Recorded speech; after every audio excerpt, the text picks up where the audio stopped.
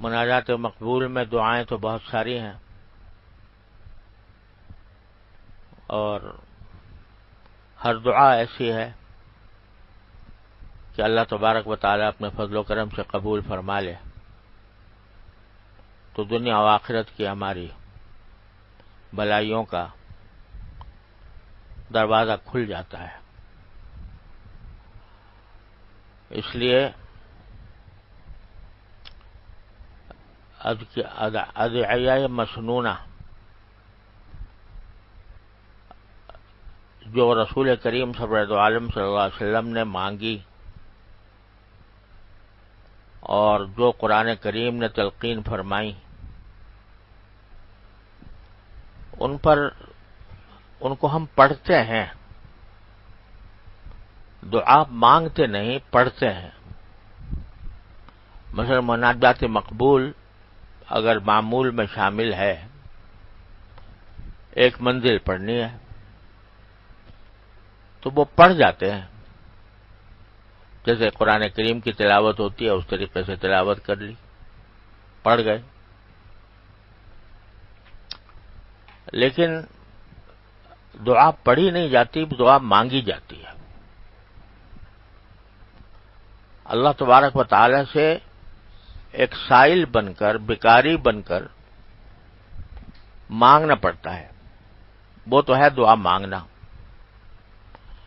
اور دعا اگر پڑھ لی بغیر دھیان کے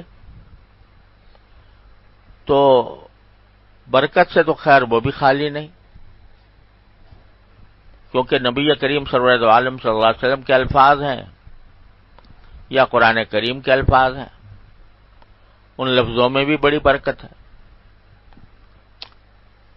تو یہ برکت تو ہے، لیکن جو اصل مقصود ہے دعا کا کہ اللہ جل جلالہ سے مانگا جائے،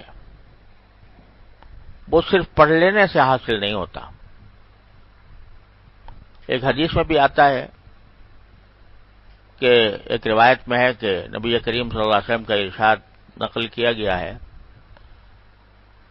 کہ اللہ تعالیٰ اس دعا کو قبول نہیں کرتا جو عن قلب لاہن، ایسے دل سے کی جا رہی ہو جو بے دھیانی میں ہے۔ زبان پر تو الفاظ ہیں دعا کے، لیکن دل سے نہیں مانگا جا رہا، بلکہ ایک کھیل ہو رہا ہے۔ لاہن کا ایک طرح سے معنی یہ ہوتا ہے کہ لہو کر رہا ہے، یعنی بغیر کسی مقصد کے بس زبان پر ایک دعا ہے، تو وہ قبول نہیں ہوتی۔ اگرچہ الفاظ میں جو برکت ہے وہ حاصل ہو جائے، کیونکہ سرکار دو عالم صلی اللہ علیہ وسلم کے قلب مبارک پر جو چیز بھی وارد ہوئی اور آپ کے زبان مبارک سے جو چیز نکلی، ما ينطق عن الهوى ان هو الا وحی یوحى، جو بات بھی آپ کے زبان مبارک سے نکلتی ہے وہ محض کسی خواہش کی بنا پر نہیں ہوتی، وحی ہوتی ہے، لہذا اس میں بذات خود برکت ہے۔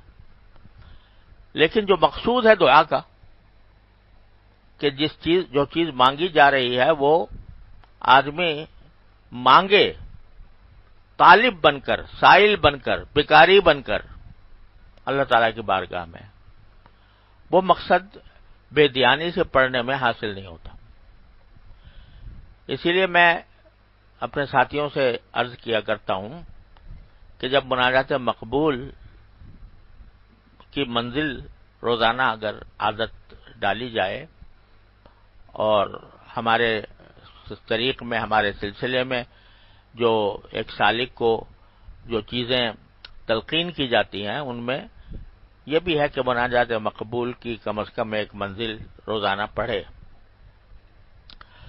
تو میں عرض یہ کیا کرتا ہوں کہ چلو پڑھ تو لو ایک منزل، لیکن کچھ ان میں سے دعائیں یا اس کے 2-3 صفحات کم از کم اس طرح پڑھو کہ جیسے مانگنے کے انداز میں، اس کے ترجمے کے ساتھ، اس کے مفہوم کے ساتھ،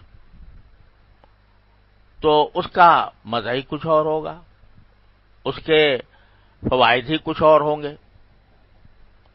تو اس لیے یہ جو میں مناجات مقبول کی دعاؤں کے اوپر بات کر رہا ہوں عرصہ دراز سے، اس کا مقصد ہی یہ ہے کہ ہم ان دعاؤں کی حقیقت کو سمجھیں اور اس میں جو کچھ مانگا گیا ہے اس کی اہمیت کو سمجھیں۔ یہ دعائیں ایک تو طرف تو دعا ہے اور ساتھ ساتھ تعلیم و تربیت بھی ہے۔ اس کے ایک ایک لفظ میں ہمارے لیے تربیت کا سامان ہے۔ جیسے وہ دعا جو میں نے جو اب پچھلے بیان میں ختم ہوئی، اللہم انی اسألک الثبات فی الامر واسألک عظیمۃ الرشد واسألک شکر نعمتک وحسن عبادتک واسألک لسانا صادقا وقلبا سلیما وخلقا مستقیما واسألک من خیر ما تعلم واعوذ بک من شر ما تعلم۔ تو اس کے ایک ایک لفظ میں جو کچھ معانی پنہا ہے، میرا خیال ہے کئی مہینے سے اسی پر بیان چل رہا تھا، تو آدمی یہ سوچ کر مانگے تو آج کون سی دعا کو اختیار کرے بات کرنے کے لیے، کون سی کو چھوڑے، انسان حیران ہو جاتا ہے۔ لیکن قلب پر دل میں یہ خیال ہوا کہ آج ایک مختصر دعا عرض کرتا ہوں، اور اسی میں بہت سارے سبق بھی ہیں۔ دعا یہ فرمائی سرکار دو عالم صلی اللہ علیہ وسلم نے کہ اللہم قنعنی بما رزقتنی وبارک لی فیہ واخلف علی کل غائبۃ لی منہ بخیر، او کما قال صلی اللہ علیہ وسلم۔ پہلا جملہ یہ فرمایا کہ اے اللہ، مجھے آپ نے جو کچھ رزق دیا ہے اس پر مجھے قناعت عطا فرما دے، اس پر مجھے قناعت عطا فرما دی جائے، وہ بارک لی فیہ، اور اسی میں برکت بھی عطا فرما دے، وخلف علی کل غائبۃ لی، اور جو نعمت مجھ سے غائب ہے، یعنی جو مجھے حاصل نہیں ہے، باوجود خواہش کے مجھے نہیں ملی، تو اس کی جگہ اس سے بہتر چیز مجھے عطا فرما دیجیے۔ یہ تین جملے ہیں۔ تو پہلی بات کہ اللہ مجھے قناعت عطا فرما اس چیز پر جو آپ نے مجھے بطور رزق عطا فرمائی۔ اب قناعت کیا ہوتی ہے اس کو سمجھنا چاہیے۔ قناعت ضد کی ضد ہے حرص۔ وہ جو بارہا یہ بات کہی گئی ہے کہ کچھ اخلاق اور صفات ہیں جو انسان کے باطن سے تعلق رکھتے ہیں، اور جب تک ان کی اصلاح نہیں ہوتی، وہ پاک صاف نہیں ہوتے، انسان کے ظاہری اعمال بھی گڑبڑ رہتے ہیں۔ تو جن صفات کو حاصل کرنا ضروری ہے ان میں سے ایک ہے قناعت، اور قناعت جو ہے یہ اعضاء کا کام نہیں ہے، جوارح کا کام نہیں ہے، یہ دل کا کام ہے۔ وہ جو قلباً سلیماً مانگا گیا تھا کہ قلب سلیم ہو، تو اس قلب سلیم اگر ہوگا تو اس پہ قناعت ہوگی، اور اس کی ضد ہے حرص، وہ ممنوع ہے۔ تو بعض اوقات انسان کو خیال ہوتا ہے کہ بھئی میں اگر ہم قناعت کا سبق دے رہے ہیں تو اس کے معنی یہ ہے کہ آدمی آگے بڑھنے کی کوئی کوشش ہی نہ کرے، یا اللہ جو کچھ مجھے ملا ہے بس اسی پر مجھے قناعت عطا فرما دیجیے۔ تو اس سے بظاہر یوں معلوم ہوتا ہے کہ آگے بڑھنے کی کوشش، آج میری تنخواہ اگر فرض کرو کہ 30,000 ہے، تو مجھے یہ خواہش نہ ہونی چاہیے کہ آگے بڑھ کر 40 ہو جائے، مجھے پھر یہ کوشش نہ کرنی چاہیے کہ میں جس میدان میں کام کر رہا ہوں اس میں ترقی کروں، آگے بڑھوں۔ تو کیا قناعت کا یہ مطلب ہے کہ آدمی کو ترقی کرنے سے روکے قناعت؟ اگر نہیں تو میں جو یہ چاہ رہا ہوں کہ میں آگے بڑھوں، میری اگر قابلیت کم ہے تو قابلیت بڑھاؤں، میں اگر کسی چھوٹی ملازمت پر ہوں تو اس سے اعلی ملازمت کا دل میں خیال نہ پیدا ہو، اور اگر اعلی ملازمت کا خیال ہو رہا ہے تو وہ حرص ہے۔ تو خوب سمجھ لیجئے کہ قناعت کا مطلب کیا ہے۔ قناعت کا مطلب یہ ہے کہ اللہ تعالی نے جو کچھ عطا فرما دیا ہے موجودہ صورتحال میں، اس پر اللہ جل جلالہ سے یا تقدیر سے کوئی شکوہ نہ ہو۔ تقدیر سے کوئی شکوہ نہیں ہے، جو مجھے مل گیا اللہ تعالی کا انعام ہے۔ دیکھنے میں تھوڑا نظر آ رہا ہو، لیکن جو اس نے مجھے دیا ہے وہ میرے لیے وہ بہتر ہے، کافی ہے، مجھے کوئی شکوہ نہیں ہے باری تعالیٰ سے یا باری تعالیٰ کی تقدیر سے۔ البتہ اگر آگے بڑھنے کے لیے وہ کوشش حدود شرع میں ہو اور اس میں انسان منہمک نہ ہو، تو وہ قناعت کے خلاف نہیں ہے۔ دو شرطیں ہیں، ایک یہ کہ حدود شرع میں ہو، اور دوسرے یہ کہ اس میں انہماک نہ ہو۔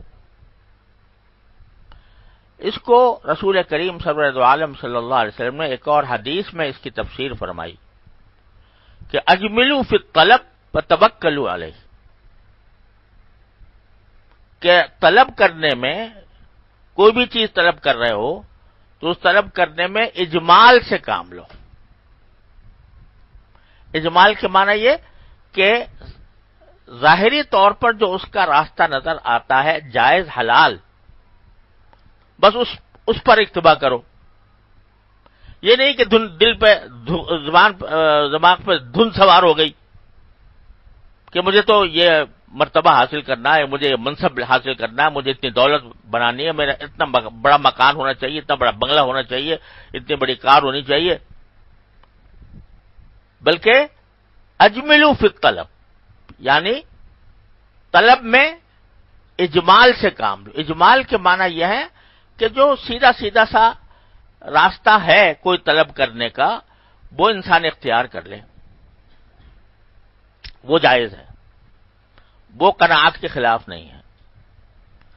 وہ کر کے پھر اللہ پر بھروسہ کرو کہ جتنی کوشش میں کر رہا ہوں وہ کوشش کس حد تک کامیاب ہوتی ہے، اس کو اللہ تعالیٰ پر چھوڑ دو۔ جتنی تمہارے لیے مناسب ہوگی تمہاری طلب کامیاب ہو جائے گی، جو مناسب نہیں ہوگی تو تمہیں طلب کے بغیر نہیں ملے گا، طلب کے باوجود نہیں ملے گا۔ تو یہ توکل، تو اجملوا فی الطلب میں یہ بتا دیا کہ جو سامنے کی کوشش ہوتی ہے وہ کر لینے میں کوئی مذائقہ نہیں، اور وہ قناعت کے خلاف بھی نہیں۔ لیکن قناعت کے خلاف کیا بات ہے؟ نمبر ایک یہ کہ اللہ بچائے شکوہ ہو جائے اللہ میاں سے کہ فلاں کو تو اتنا مل گیا، مجھے نہیں ملا، فلاں اتنا آگے بڑھ گیا، میں پیچھے رہ گیا، فلاں نے اتنی دولت کما لی، میرے پاس کم ہے۔ یہ تقدیر کا شکوہ، اللہ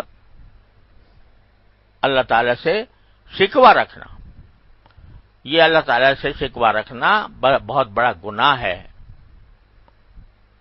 یہ ہے کہ جتنا اللہ تعالی نے مجھے عطا فرمایا میرے لیے اس وقت اتنا ہی مناسب تھا، اس وقت میرے لیے اتنا ہی مناسب تھا۔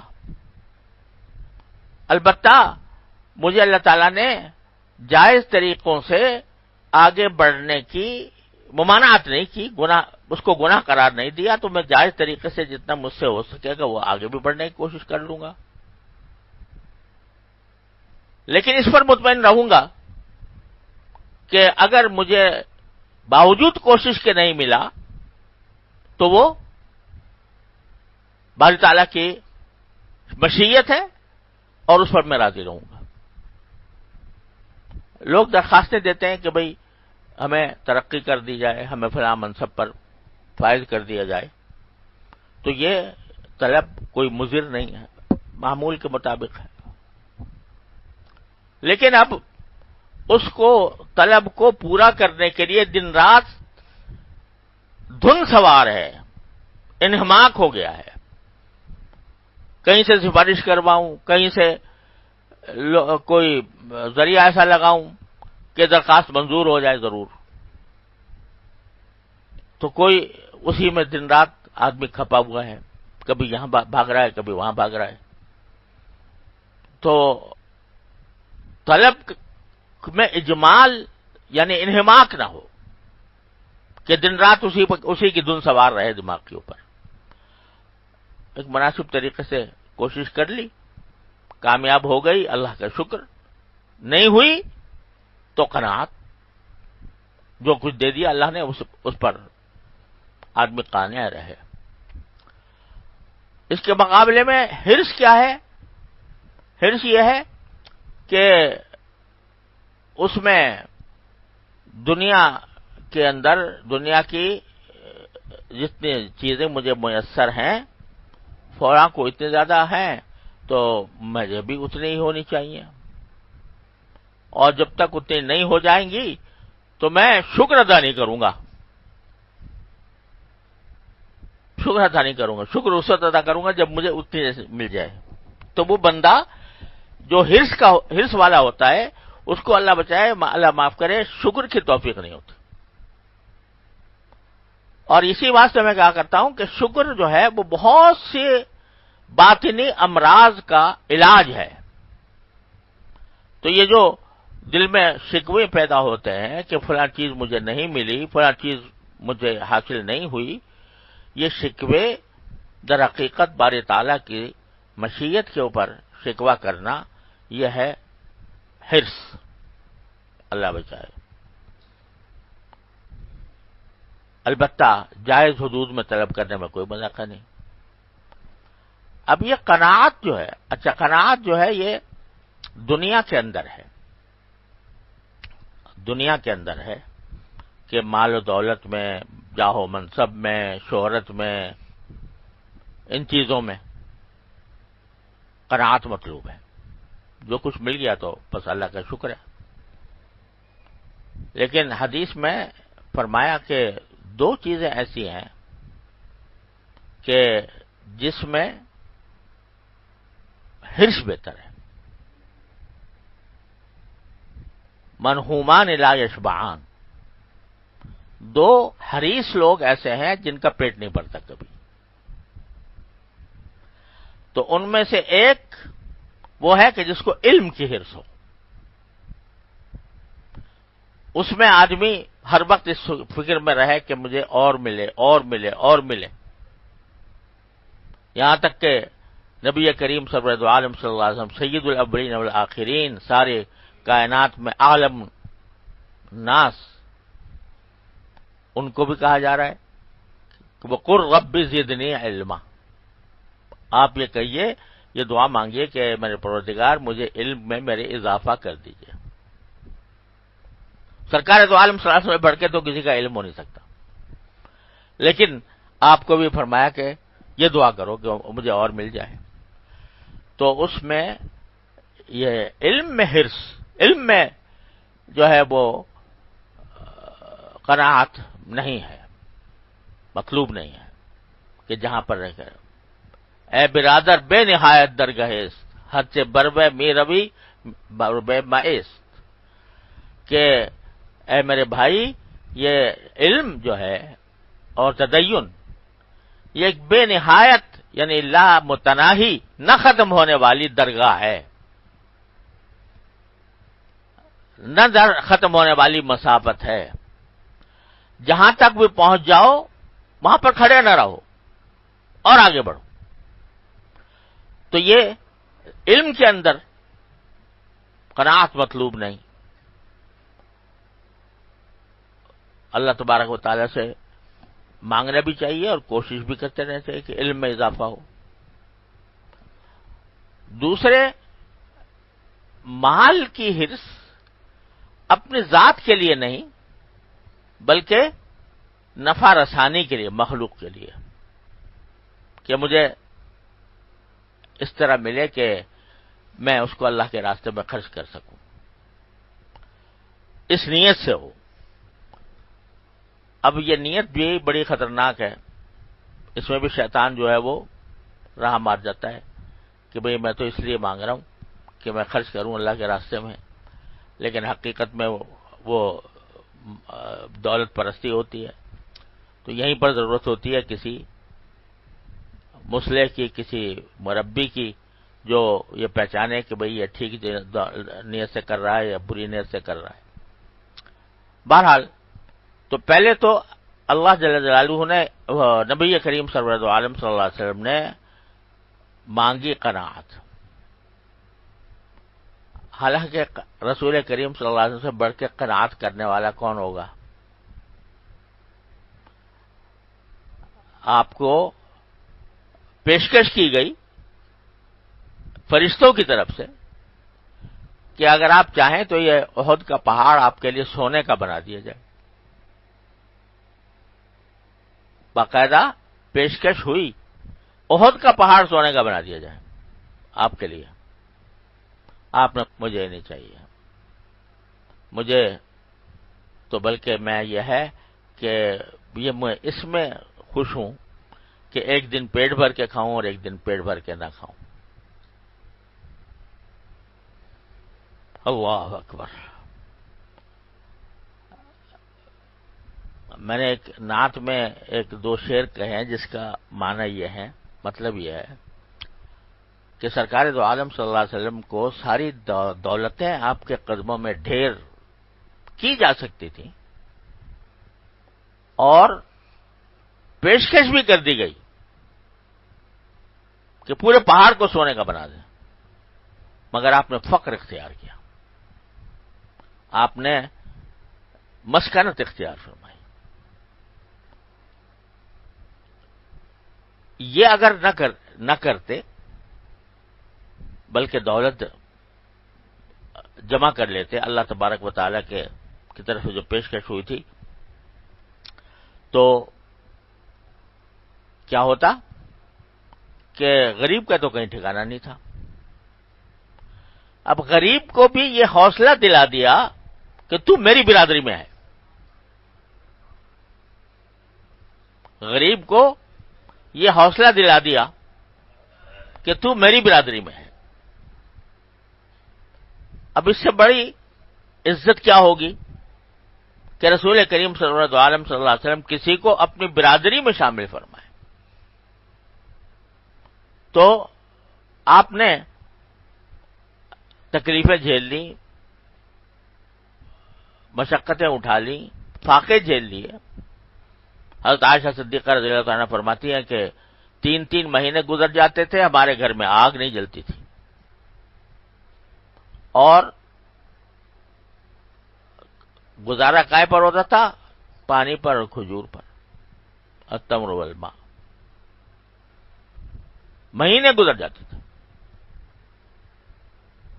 وہ ذات جس کے سامنے پیشکش ہو رہی ہے پہاڑوں بھرے سونے کی، وہ یہ کہہ رہی ہے کہ میں ایک دن پیٹ بھر کے کھاؤں، ایک دن نہ کھاؤں۔ یہ مجھے زیادہ مطلوب ہے، تاکہ امت کو سب سے پہلی بات تو یہ کہ امت کے سامنے دنیا کی حقیقت واضح کی جائے کہ یہ مال، یہ دولت، یہ کھانے، یہ راحتیں، یہ آرام، یہ کوئی ایسی چیز نہیں ہے جس کے ذریعے جس کے لیے آدمی اپنی زندگی کھپا دے، اپنی زندگی کا مقصد بنا لے اور اسی کی طرف اسی کے پیچھے دوڑتا رہے۔ اگر یہ ایسی ہوتی تو حضور اقدس صلی اللہ علیہ وسلم یہ کیوں اس فخر کو اختیار فرماتے ہیں۔ حدیث میں آتا ہے کہ رسول کریم صلی اللہ علیہ وسلم نے فرمایا کہ اگر اللہ تعالی کی نزدیک دنیا ایک مچھر کے پر کے برابر بھی اس کی قیمت ہوتی دنیا کی، یعنی دنیا کے دولت کی، دنیا کے عیش و آرام کی، دنیا کے مالداری کی، اللہ تبارک و تعالیٰ کے ہاں ایک مچھر کے پر کی برابر بھی اس کی قیمت ہوتی تو کسی کافر کو اس کا ایک گھونٹ بھی نہ دیتا، مچھر کے پر کی حیثیت بھی نہیں ہے۔ اس واسطے آپ کے سامنے یہ حقیقت اس طرح آیا تھی جیسے کہ سورج نکل رہا ہے، جیسے کہ چاند کو دیکھ رہے ہیں، لہذا پرواہ نہیں تھی، پیسے جمع ہیں نہیں ہیں، تو قناعت جب اللہ تبارک و تعالی عطا فرما دیتے ہیں تو پھر دنیا کی حقیقت بھی انسان کے سامنے آنے لگتی ہے کہ یہ جو کچھ مجھے ملا ہے یہی بڑے میرے حیثیت سے زیادہ ہے، مجھے ملنا زیادہ چاہیے تھا، ملا کم، یہ ہے قناعت کے خلاف۔ اور کہ معنی یہ ہے جو کچھ مجھے مل گیا میرے پروردگار کی عطا ہے، میں تو اس کا مستحق بھی نہیں تھا، میں تو اس کا بھی مستحق نہیں تھا جتنا مل گیا، جو کچھ ملا ہے اس نے اپنے فضل و کرم سے عطا فرمایا ہے، میں اس پر شکر گزار بھی ہوں، اس پر راضی بھی ہوں، اس پر شکر گزار بھی ہوں۔ جب اور اللہ تعالیٰ دے دے گا کسی جائز راستے سے تو وہ میرے لیے ایک نعمت ہوگی۔ تو پہلی دعا یہ سکھائی کہ اللہم مکنعنی بما رزقتنی، مجھے جو کچھ آپ نے رزق دیا اس پر اللہ قناعت عطا فرما دے۔ یہ بس جو ہے نا، اس کے بغیر زندگی خوشگوار ہو ہی نہیں سکتی، قناعت کے بغیر۔ ارے بھائی ملے گا تو وہی تمہارے جو مقدر میں ہے، اس سے آگے کچھ مل سکتا ہے،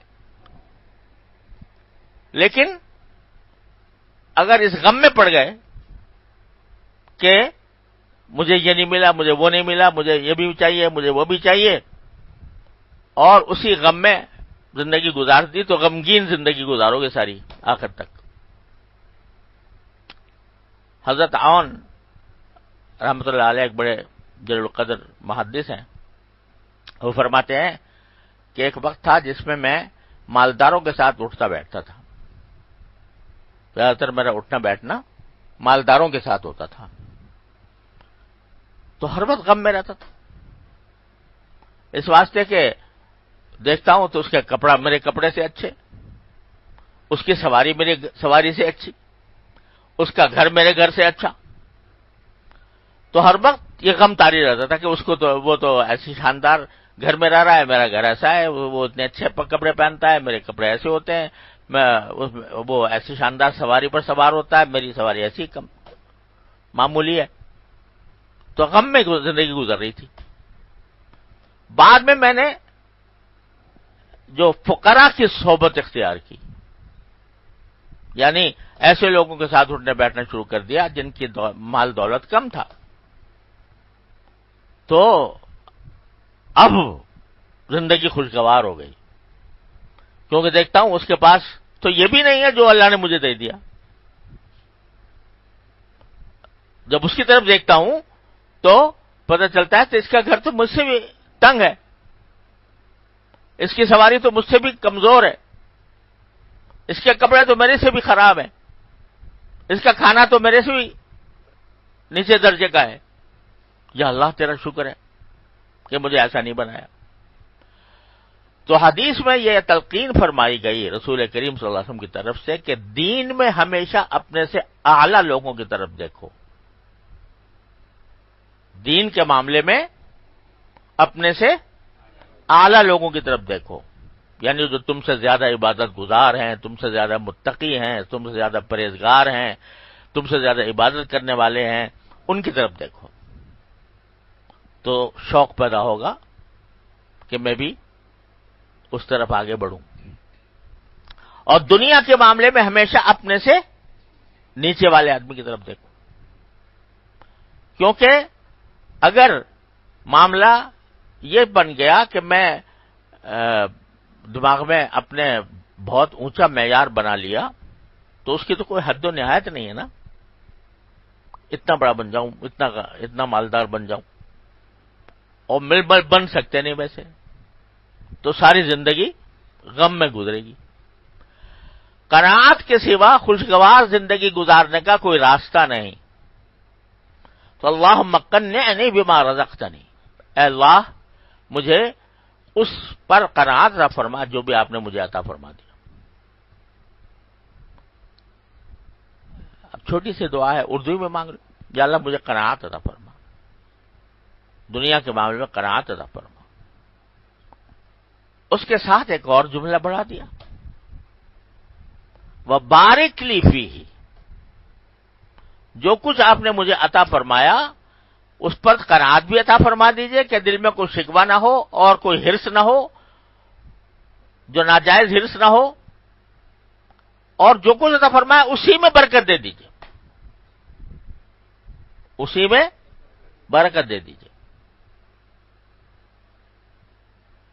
اب یہ برکت کیا ہوتا ہے؟ برکت دے دیجئے. یہ ہم لوگ بکثرت استعمال کرتے ہیں یہ لفظ, دوسروں کو بھی مبارکباد دیتے ہیں.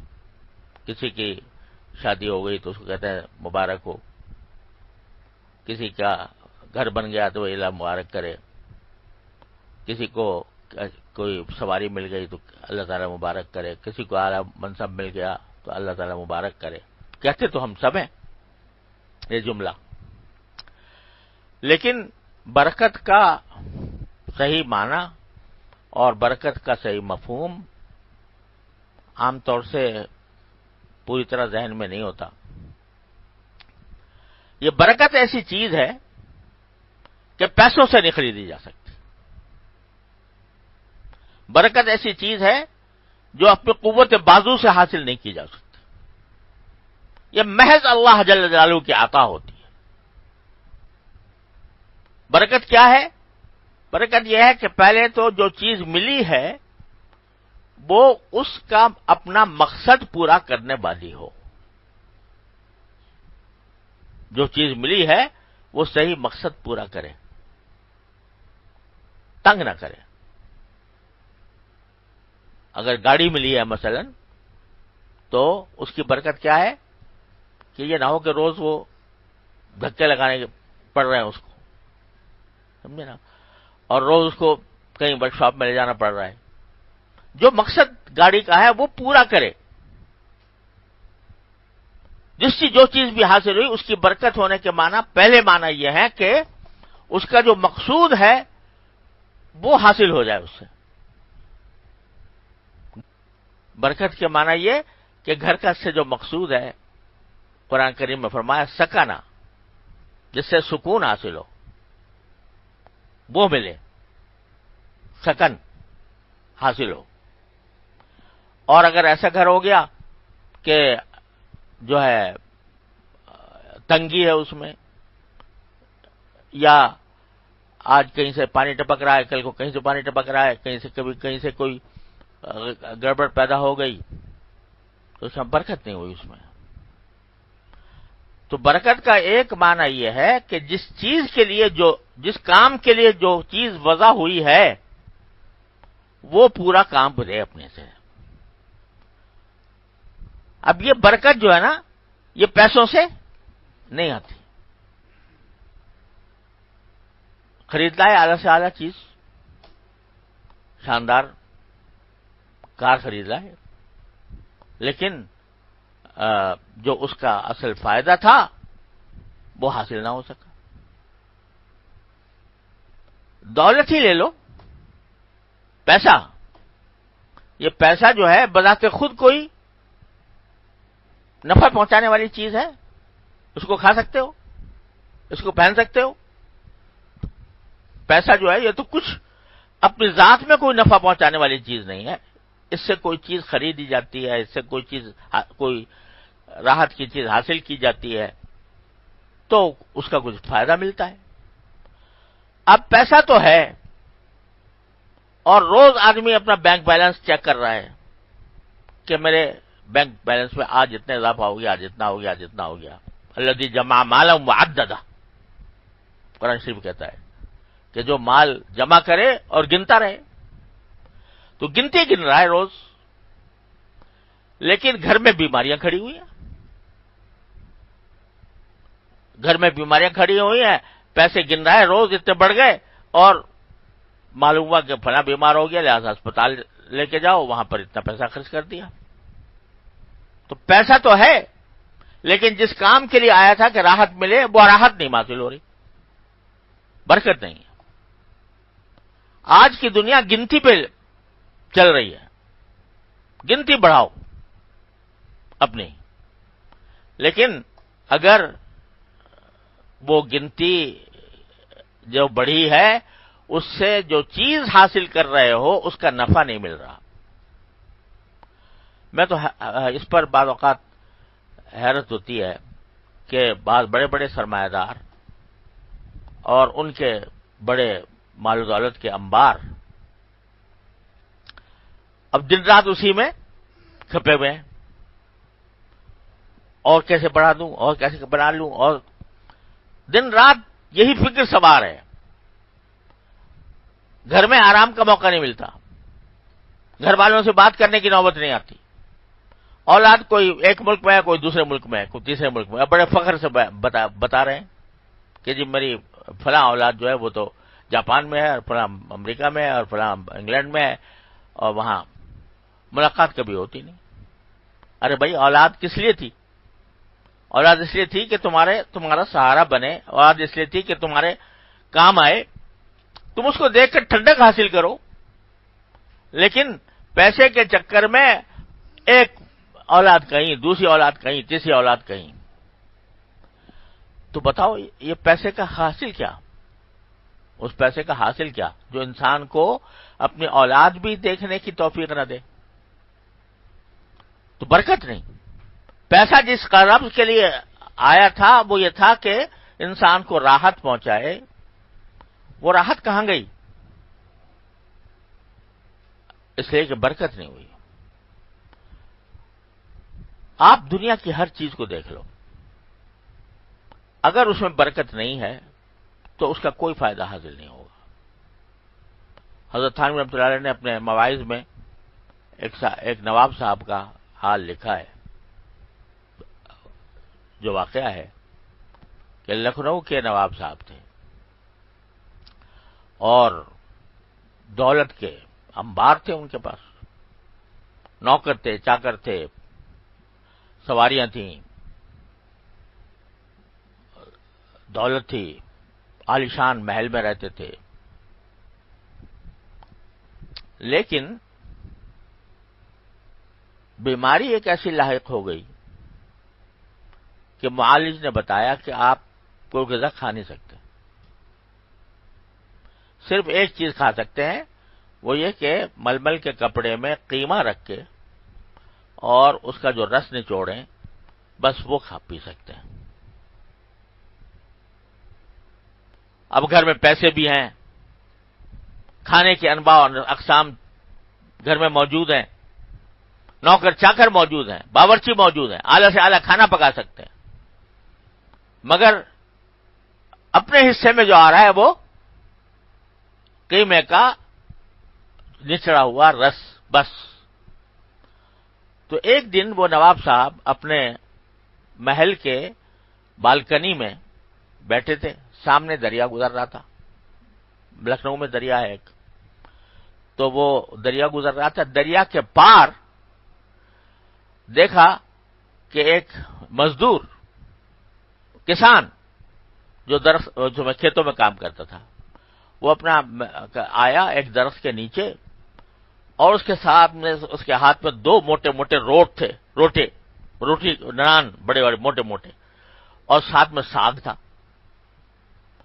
تو اس نے وہ نان کے ساتھ ساگ کھانا شروع کیا، اور ہر رخ میں پر پتہ لگ رہا تھا کہ اس کے چہرے سے کتنی لذت آ رہی ہے اس کو. ہر رخ میں پر اس کے چہرے سے لذت ٹپک رہی تھی، اور اس نے 2 نان پورے موٹے کے موٹے کھائے اس نے بڑے مزے سے، اور کھا کر بانس سے دریا سے پانی پیا، اور وہ درخت کے نیچے لے کر لیٹ کے سو گیا، کھراٹے لینے لگا۔ تو نواب صاحب کہتے تھے یہ مزدور ہے، یہ کسان ہے، اس کے پاس پیسے نہیں ہیں، صرف ساگ روٹی میسر ہے، مگر اس ساگ روٹی میں اس کو اتنا مزہ آ رہا ہے کہ آنکھوں سے دیکھ رہا ہوں کہ اس کے چہرے سے اس کی لذت ٹپک رہی ہے، اور آرام سے درخت کے نیچے سو گیا۔ اور نواب صاحب کو سوائے قیمے کے جوس کے اور کچھ میسر نہیں، اور رات کو نیند نہیں آتی، رات کو لیٹتے ہیں تو نیند نہیں آتی۔ تو انہوں نے کہا کہ جی میری ساری نوابی ایک طرف، اور اس کسان کی لذت اور راحت ایک طرف۔ کیوں؟ اس لیے کہ اللہ تعالی نے اس کے نان اور ساگ میں برکت عطا فرما دی، اور ان کی مال و دولت، ساری مال و دولت دھری رہ گئی، کوئی فائدہ حاصل نہ کر سکے۔ تو دنیا کی جتنی چیزیں ہیں ان سب میں اگر برکت ہے تو فائدہ دے گی، اور برکت نہیں ہے تو اعلی سے اعلی سامان بنا لو، کچھ فائدہ نہیں۔ میرے والد ماجد قدس اللہ تعالی سرہ فرمایا کرتے تھے کہ آج لوگوں نے اسباب راحت کا نام راحت رکھ لیا ہے، اسباب راحت کا نام راحت رکھ لیا۔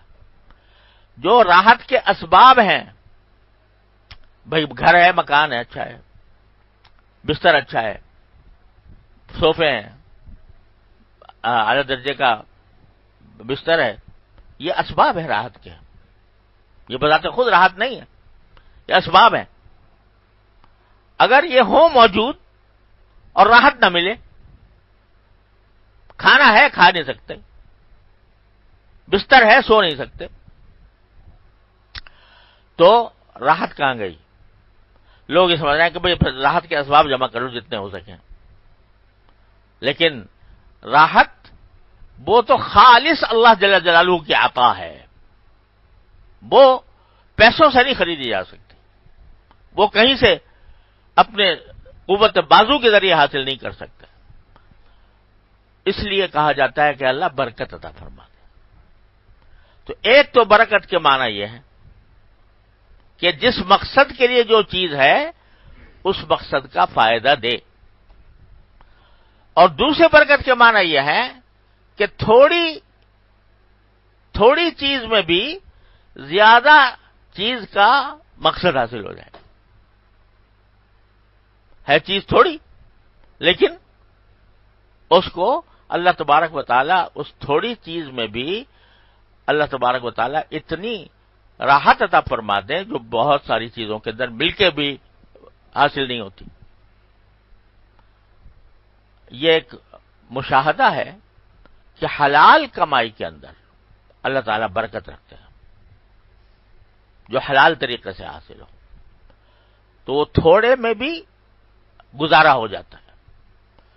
اور اگر اللہ بچائے ناجائز طریقے اختیار کیے گئے، حرام طریقے اختیار کیے گئے، دھوکہ بازی کی گئی، جو اپنے فرائض ہیں ان میں کوتاہی کی گئی، تو اس صورت میں مال چاہے کتنا بھی ہو جائے لیکن برکت نہیں ہوگی۔ آج آپ دیکھو ہمارے دارالعلوم کو دیکھو، دارالعلوم کے اساتذہ کی تنخواہیں اگر دیکھو، ملازمین کی تنخواہیں دیکھو، اور دوسرے اداروں اور کمپنیوں سے اس کا مقابلہ کرو تو بہت کم ہے ان کے مقابلے میں اگر دیکھا جائے تو۔ لیکن اللہ تعالیٰ کے فضل و کرم سے یہاں کی آمدنی میں اللہ تعالیٰ نے ہر شخص کی زبان پر ہے، اللہ تعالیٰ نے برکت عطا فرمائی ہے کہ دارالعلوم کی تنخواہ جو ہے وہ عام طور سے حضرات اساتذہ بہت چاہے کم ہو لیکن اس میں گزارا مناسب طریقے سے ہو جاتا ہے۔ کسی کو یہ نہیں ہوتا کہ آخر مہینے کے اندر جا کر جو ہے وہ قرضے لینے پڑتے ہوں۔ عام طور سے ایسا نہیں ہوتا الا ماشاء اللہ. لیکن عموماً، اور یہ دنیا کے ہر ادارے میں یہ ہوتا ہے کہ ملازمین جو ہیں وہ انتظامیہ کو درخواستیں دیتے ہیں ہماری تنخواہ بڑھاؤ. ہمارے دارالعلوم میں رواج ہی نہیں ہے سرے سے. کسی بھی ملازم کی ہمارے پاس یہ درخواست نہیں آتی کہ ہماری تنخواہ بڑھا دو، اس واسطے کہ ہماری آمدنی کم ہے اور ہمارا گزارا نہیں ہوتا. الحمدللہ. خاص طور سے اساتذہ کرام کہ کبھی آج تک کسی استاذ نے یہ درخواست نہیں دی. کیوں نہیں دی؟ اللہ نے قناعت عطا فرمائی اور برکت عطا فرمائی. اس میں یہاں رہ کر جو پیسے حاصل ہو رہے ہیں 30-35 ہزار روپے بھی گزارا کر رہے ہیں لوگ، 25 ہزار روپے بھی گزارا کر رہے ہیں، لیکن اس میں اللہ نے برکت دی ہے اور قناعت عطا فرمائی. تو روز جن کے پاس لاکھوں کی آمدنی ہے، آخر مہینے میں وہ بھی جیبیں ان کی خالی نظر آتی ہیں، قرضے مانگتے پھرتے ہیں، ادھار لیتے پھرتے ہیں. تو برکت نہیں ہے، لہذا بڑی دولت بھی کارآمد نہیں ہو رہی. اللہ بچائے. تو اس لیے سرکار دو عالم صلی اللہ علیہ وسلم نے یہ نہیں مانگی کہ بھئی مجھے دولت زیادہ بڑھا دو، نہیں، بلکہ قناعت دے دیجئے اور اس میں برکت دے دیجئے. جتنا بھی مجھے ملا ہے اس میں برکت عطا فرما دیجیے، اور حلال چیز میں برکت ہے. ہمارے یہاں دارالعلوم مدارس کے ماحول میں تو ایسی مثالیں موجود ہیں. حضرت شیخ الہند رحمۃ اللہ علیہ اتنے بڑے عالم، محدث، فقیہ اور مجاہد، جب آخر عمر میں یعنی بوڑھے ہو گئے تھے تو مجلس شورا نے حضرت کی تنخواہ بڑھا دی. مجلس شورا نے کہا کہ بھئی ان کی ساری زندگی خدمات ہیں اور یہ اعلیٰ تنخواہ بڑھا دی. تو حضرت نے مجلس منتظمہ کو خط لکھا کہ آپ کو کیا اختیار تھا میری تنخواہ بڑھانے کا؟ آپ کو چاہیے تھا کہ میری تنخواہ کم کرتے، کیونکہ میں بوڑھا ہو گیا ہوں اور اتنا وقت نہیں دے سکتا جتنا پہلے دیا کرتا تھا، لہذا میری تنخواہ کم کریں. یہ درخواست گئی. تو دیکھو کہیں دنیا میں اس کی نظیر ملے گی کہ جو ہے وہ تنخواہ جو ہے وہ میری کم کرو.